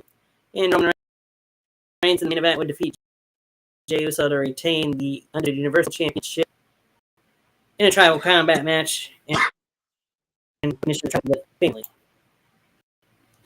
We talked about this SummerSlam, of course, because we did our prediction show and we talked a little bit about it even after SummerSlam. But another really good edition of SummerSlam last year was. You start with that Logan Paul Ricochet match. I mean, they had some outstanding spots. They went viral, of course, as well. So. Oh, definitely. Logan Paul, man, you got to go back to last year's SummerSlam. You got to go back to last year's Royal Rumble when they both dove off the opposite sides and hit both of them, clothesline both of themselves like that. That was amazing. I mean, right, two high flyers and Logan and Ricochet, and here's another guy that I wish got a major push, but is Ricochet. The man is an instant classic. And he gets dumped on. He gets dumped on again, and I don't know how you have his fiance sitting there and then she has to introduce. She has to say the winner is Logan Paul. It's like, give the man a chance, and if it does if it does come true, I cannot wait to see Ricochet against Will Ospreay in AEW. Right. That would be interesting to see. That's for sure. You never got that. Or whatever they're gonna call. Whatever they're gonna call him. Prince Puma. Who knows what they'll call him? Hard to tell because WWE's letting. Yeah. From what I've seen online this past week, WWE is allowing superstars to keep their names when they leave the company now. So it could be nice. And then Eugene. Besides that match, I mean, we have to talk about the Cody Rhodes Brock Lesnar match. It was surprising that it went on second to me on this card because you would have thought it went closer to the main event with Cody and Brock. But you mentioned it before with Cena, and this was the last time we've seen Brock Lesnar because of everything that's unfolded since then. But the match itself, and then what took place afterwards, felt like a passing of the torch from Brock Lesnar to Cody Rhodes. Oh yeah, like I said the previous with Roman and John. You know, you got two different scenarios. Mm-hmm.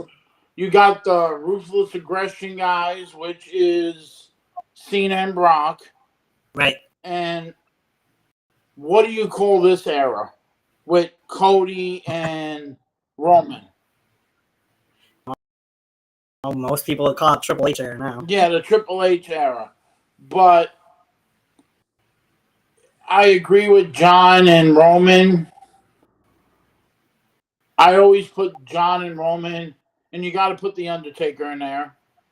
Because you got to put Taker in there. With Cody, you got Brock, and maybe you could put in... Who could be the passer of the torch? His dad, Dusty. You know, something like that. But other than that, I felt like good match. Surprised Cody won because some of Brock Lesnar's matches are, I'm going to whip your ass and it's not going to take that easy. And I was surprised that Cody won. Yeah, and this was the third match, of course, in their trilogy because Cody had won the first match by surprise pretty much. And then Brock, of course, beat Cody in the second match. I mean, he targeted that arm with the Kimura, of course, leading up to both the second and third match and in the matches as well. But yeah, Cody managed to pull it out. I want to say he hit 3 crossroads at the end to get the win over Brock here. But then the ultimate passing of the torch, of course, was Brock Lesnar going back in the ring match and shaking Cody's hand as well, which was off script from anything I've heard. Oh, yeah. Not something that was planned.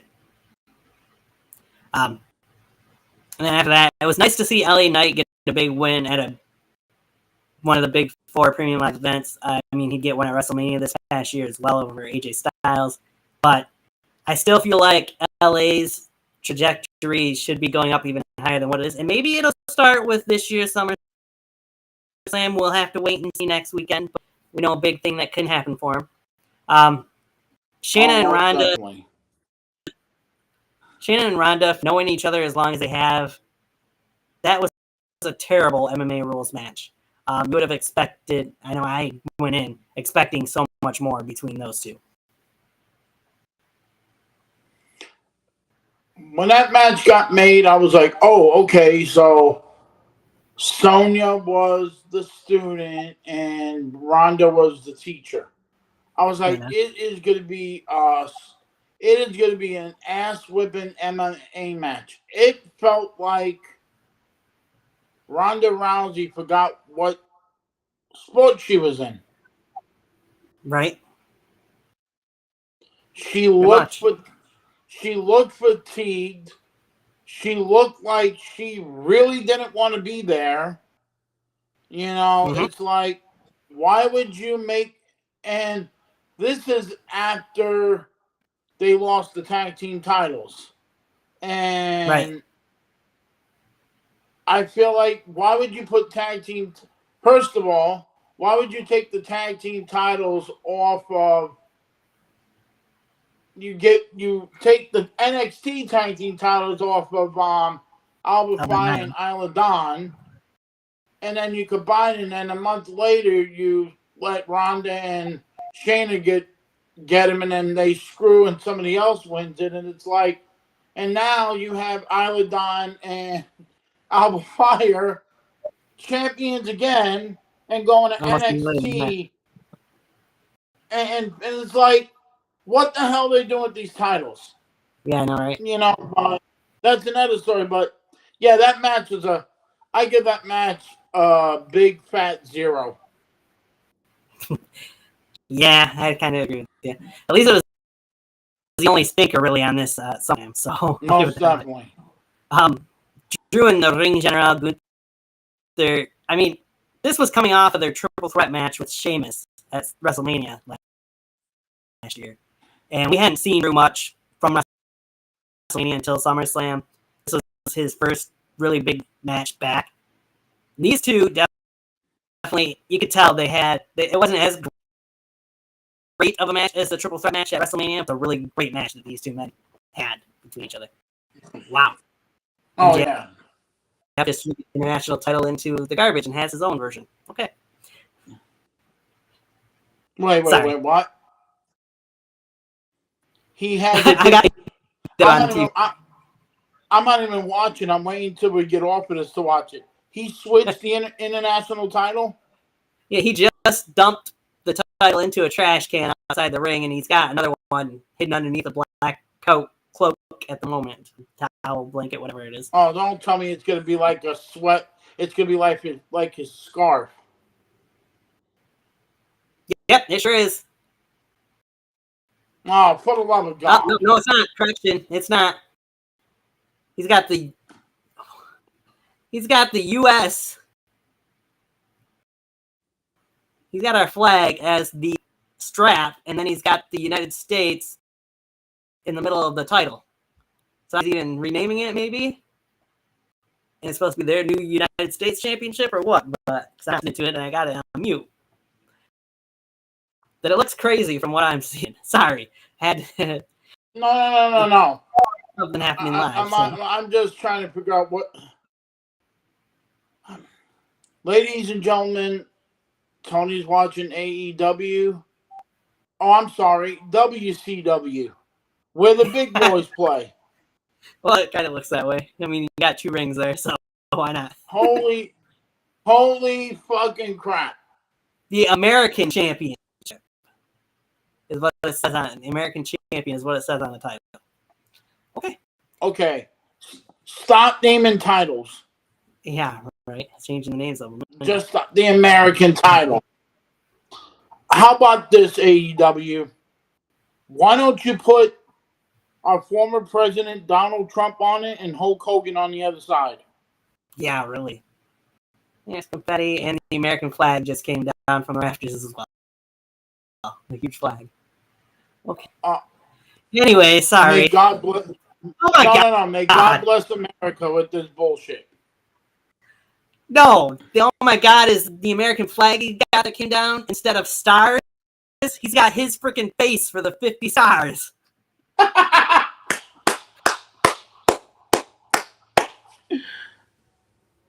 He just ran out of the ring because Will Ospreay came out there. Oh my God. Maxwell Jacob Freeman. Why are you not in WWE? Yeah. Anyway, sorry, that's a little off tangent and nothing about what we're talking about, but back to SummerSlam from last year. Gunther and McIntyre again, amazing match. One of the best on the card. Seth and Finn had a good match, heavyweight match. Man, I just feel like they could have done better, though, really, personally. It wasn't bad, but I still think Seth and Finn could have done a little bit more there. In the triple threat match was good. I mean, no cashing in highlight of the whole situation. Fans wanted to see CEO as the champion, and that's what we got out of that. And then Roman and Jay. What hasn't been said about Roman and Jay's main event match there? Because those two men are great together in the ring. They had their rivalry, of course, when Roman first became champion. That was much loved and talked about. But to see where Jay is now after being part of the bloodline, and now he's not currently, but we know it's more than likely that he will be again at some point sooner than later. This match was just amazing, and the only thing I would have preferred would have been to walk out as champion here, and he probably would disagree with me on that. But I love that Cody got it at WrestleMania this year still. But I still feel like a lot of people would have loved to have seen Jay in the ring and walk out as the new tribal chief / undisputed champion. However, his brother made sure that didn't happen. Yeah. There's a couple of times with the Bloodline feud. I mean, still to this day, I feel you with that part.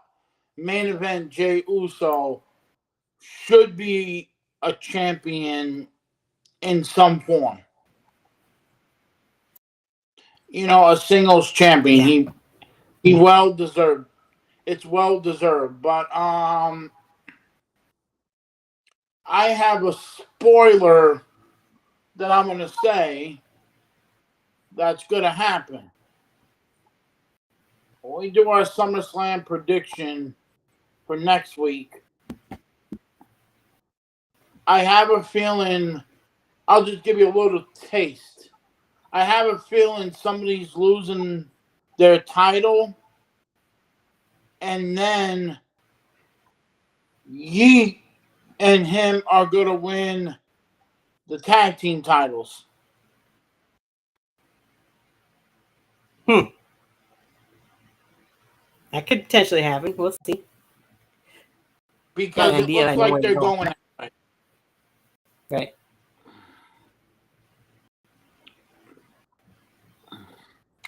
I mean, look what we got coming out of the Bloodline. We got main event Jey Uso, and then he leaves, and then you got Jimmy doing what he has to do, their match, and Jay and Jimmy's match at WrestleMania this year was I don't want to say it because I love them guys, but that was crap. Yeah, it was. It was. And now you have this new Bloodline with the new tribal chief in it. I like it. Mm-hmm. It's a more variety, but I can't wait to see what they do with the old Bloodline defending this, and it's going to be interesting It's going to be interesting next Saturday to see where they go. Oh yeah, I agree. But again, it was a really great match that Jimmy, of course, came in and cost his brother and helped Roman win. But yeah, for the most part, other than one match, it was a great SummerSlam. Oh yeah, most definitely. I mean, SummerSlam. We still got one more to go next week. I feel like this year's SummerSlam is going to top last year's.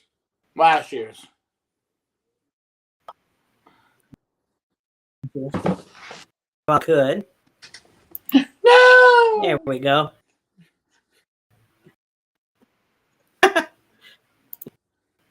Yeah, that's even better.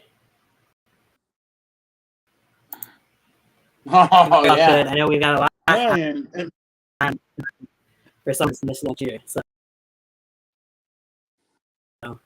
this year, I mean, it's next week. But all in all, honestly, and I know we did it for the first part. I don't know that I'd really change much from what I said were my top 5 favorite SummerSlam matches.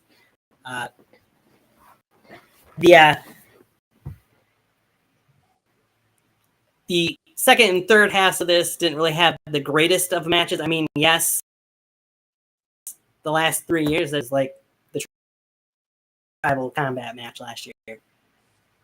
but I still they would say my top two favorite SummerSlam matches: Bulldog at number one, and then you have to have, in my opinion, the first ever TLC match would probably be number two.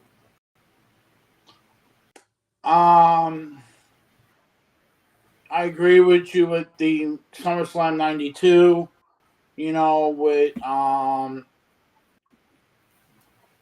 Brett and Bulldog, instant classic. The TLC match with the Dudleys, Edge and Christian, and the Hardys, hands down. I know it's going to sound weird for me because I was there. I got to go with the first SummerSlam because we saw Elizabeth's booty on that night. So that's an instant classic for me. Being a young kid and looking at that like, wow. Yeah. So I put that as that, but one of the weirdest SummerSlams I didn't like was the 93 one where Luger celebrated like he was the World Wrestling Federation champion, even when he had a count out. Right. So didn't win. And like you said something about Bulldog and Brett. The 1994 SummerSlam was Brett and Owen in the steel cage. Instant classic with that one. Yes. That would be number three in my opinion. The worst SummerSlam was the same one. Undertaker versus Undertaker. I don't know if I'd call that the worst match in SummerSlam history, but it just is a little weird. It wasn't great, that's for sure. And then you got Shawn and Razor in the ladder match. It wasn't like WrestleMania 10, but it was good. Right. It was good, yes. The most excited SummerSlam was 1997. Brett Taker, because that was the start of D-Generation X. Shawn is a rep. Yeah. Right. Shawn is a rep and the start of D-Generation X. Coming out of that. Of course, you bring that up, I got to mention how this year's SummerSlam kind of has a little throwback to that SummerSlam. Just not a title on the line, because you get, of course, Drew McIntyre, Punk, and Seth freaking Rollins is going to be the special guest referee. So you're telling me Shawn Michaels wrote that match? Potentially. I don't think he did, but hey, you never know. Okay, so let me say this. If CM Punk spits at Seth Rollins and grabs a chair and he turns and hits Drew in the face with it, then you know it's a Shawn Michaels instant classic. Right. That it would be. Or vice versa. Yeah.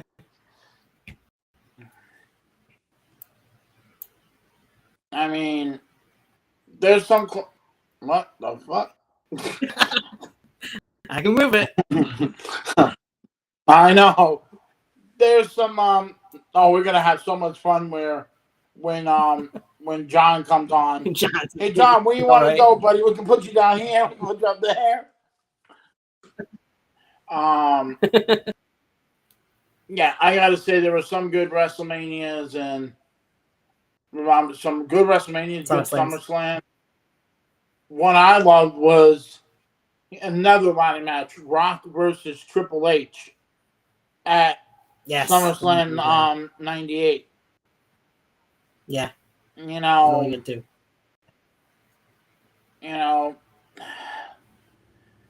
Like we could tell people here, what was your best SummerSlam moment from our three shows? Let us know in the comments, and we'll answer you because we want to hear from you.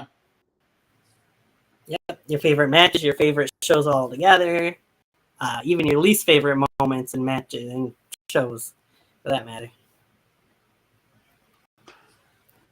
Like, if you want to say that Doink the Clown versus Bret the Hitman Hart was one of your greatest matches, then there's something wrong with you. Yes, we'll call you special. That's for sure. Yeah. Yeah. I mean, for the love of God, if you choose that, there's something really wrong with you. Anyway. So that said, I've enjoyed shows that we've done. I mean, we did retrospectives for WrestleMania, of course, being for SummerSlam. We got another one coming up for Survivor Series in a couple months that we're going to do. And then, of course, for the Royal Rumble in January, I think we're going to do as well. Oh, yeah. But shall we announce a little bit of a surprise that we got in store for next Saturday, though? Oh, yeah. So let me introduce myself. My name is Eddie Jankowski, and I am the final boss. Next Saturday, live here at 5 o'clock? Yeah, I think that's about time. Yeah, time we're planning on starting. 5 o'clock? We'll be live right here in the final boss's apartment. We are going to give you our predictions. And if you don't like it, tough titty on you, because we're going to give them. Then we are planning between Tony, the final boss, and the K-Dog or the G-Dog or the Pound Buddies or whatever the hell he's calling himself now. John will be here, and then my beautiful wife Trina, who will be here to watch the show. We are even going to try to do a live reaction of our show. If you've seen us eat a sandwich, no, we are not sponsored by anybody, but we're going to do it because we want to show you. We want to show you that we're going to do it. So next Saturday, live on location at my apartment. And we just got 2 words for you. Thank you. And we appreciate for all you do for us. Yes, we're going to go on the road with Tiger Talks Wrestling for one night at least, only for now. And we're going to see how things turn out with that. As you mentioned, we doing but afterwards, we're going to follow it up with a live reaction show as well throughout the entire SummerSlam. We'll be watching it on the big screen, but we'll be seeing our reactions through our screens here for you guys as well. Oh, by the way, we are not going to do this because sometimes we do it. You won't see us picking our nose. Well, we'll try not to anyway. Yeah, I know.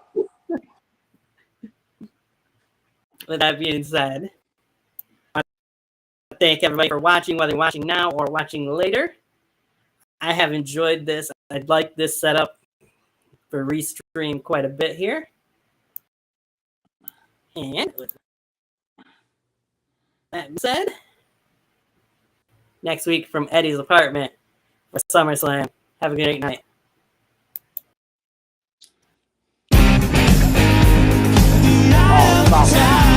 We have a goodbye. See you at your next stream. Oh, come on.